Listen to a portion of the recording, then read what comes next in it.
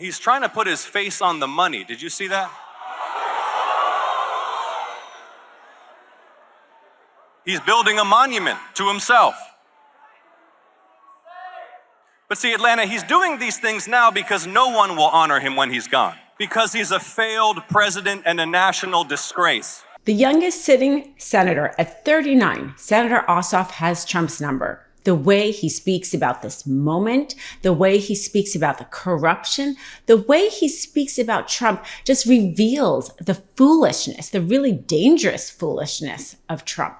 And this is why he's going viral. This is why he's getting a groundswell of support, not only in Georgia, but across the nation, because Democrats, people are desperate for somebody to call out Trump in this very effective way. We are tired of basically getting abused by Trump in his Oval Office, taking money whenever he wants, pardoning criminals, having his son get this huge deal with the Pentagon, all in plain sight, starting wars that he doesn't know how to end. We are basically, as American people, getting abused by Trump, and seeing somebody like Ossoff be able to stand up, fight back, voice those concerns we all care about. No wonder he's going viral.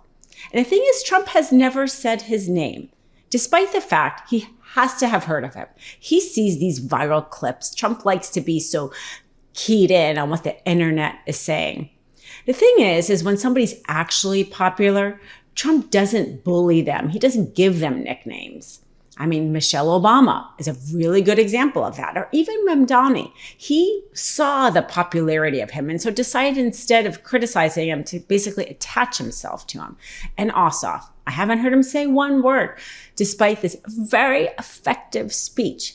Even Trump can see the rising star power of Senator Ossoff. The question of Donald Trump reportedly tonight deciding to nominate as Attorney General his acting Attorney General, Todd Blanche, who was a participant, or if the author of the Trump slush fund, the Trump basic pardon, basically, for any possible tax crimes during his presidency, and so many other issues. What would be your view of that nomination in the United States Senate when it comes to confirmation?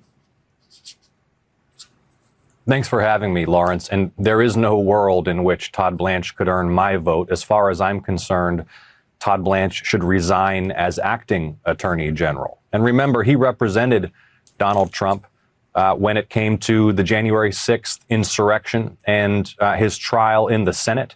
He appears to be the architect of this possibly illegal and fraudulent deal to try to build a $1.8 billion slush fund for Jan 6 foot soldiers and the president's cronies.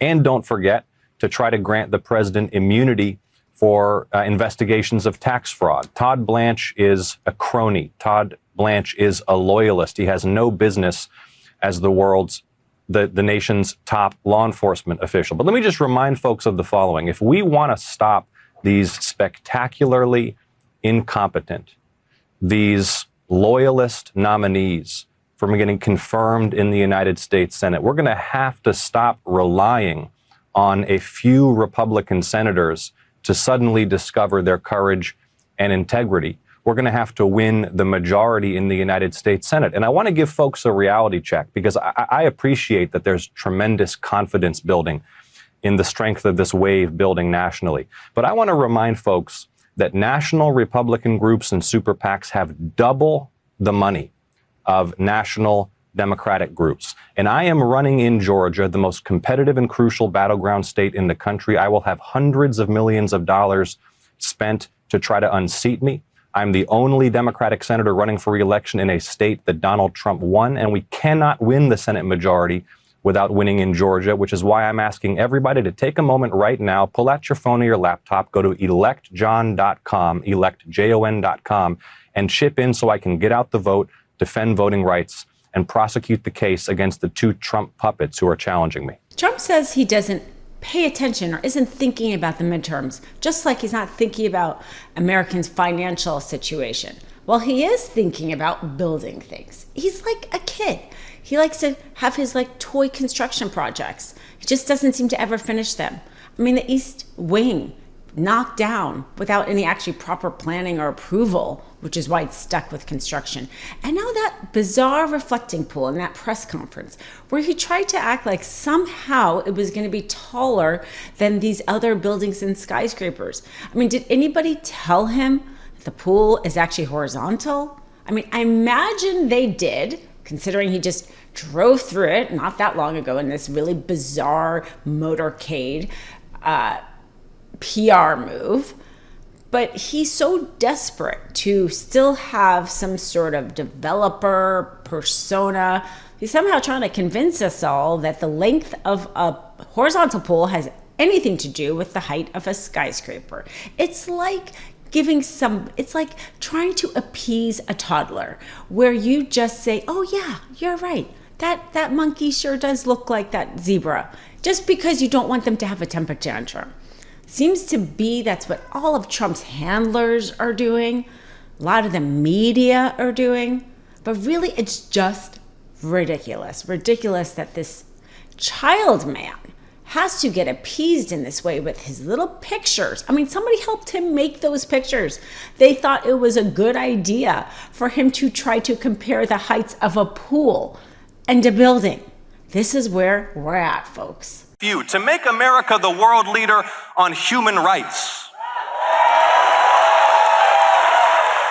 and return nations to the path of peaceful coexistence. And see, this is what small men like Donald Trump and J.D. Vance and Stephen Miller will never understand. That our national greatness flows not through our blood or our genes, but through our ideas.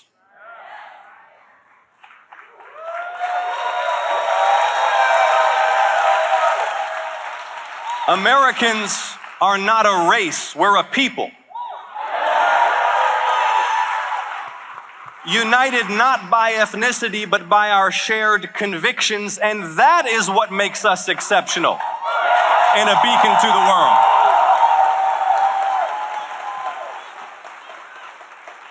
How amazing is it that the most powerful nation on earth proclaims as its core values that all are created equal, with inalienable rights to life, liberty, and the pursuit of happiness, no matter how humble our beginnings, no matter our ancestry, no matter when we arrived on these shores.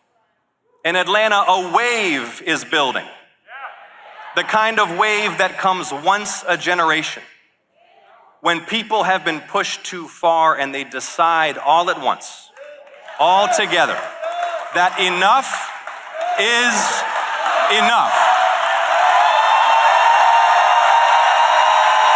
Thanks for watching. Be sure to add the MeidasTouch podcast on Apple Podcasts, Spotify, or wherever you get your podcasts for new updates every single day.